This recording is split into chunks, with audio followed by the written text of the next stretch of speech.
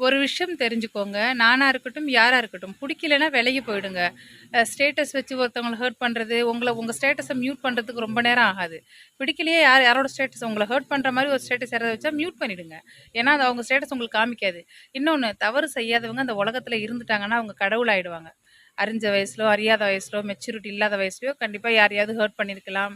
இல்ல சூழ்நிலைமை காரணமா யாரையாவது நம்ம ஹர்ட் பண்ணியிருக்கலாம். நம்மளால அழுதுருக்கலாம், பட்டினி கிடந்திருக்கலாம், வெயில்ல நின்னுருக்கலாம், நடந்தே போயிருக்கலாம். ஸோ நம்ம யாரையாவது ஹர்ட் பண்ணியிருப்போம்.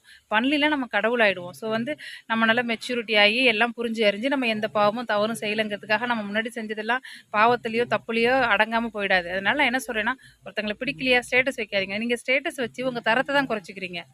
நீங்க ஒரு மாதிரி ஸ்டேட்டஸ் வைக்கிறது, போறது, வருது, உங்க வயசு, உங்க அனுபவம், உங்க எக்ஸ்பீரியன்ஸ், உங்க மேல இருக்கிற ஒரு ரெஸ்பான்சிபிலிட்டி எல்லாம் போகும். ஒரு விஷயம் என்ன இவங்க போய் இப்படி ஒரு ஸ்டேட்டஸ் வைக்கிறாங்களேங்கிற மாரி நீங்க ஒருத்தவங்கள ஹர்ட் பண்ண வைக்குவீங்க. 10 பேர் பார்க்கும்போது உங்கள கேவலமா நினைப்பாங்க. ப்ளீஸ் பிடிக்கலையா போயிடுங்க.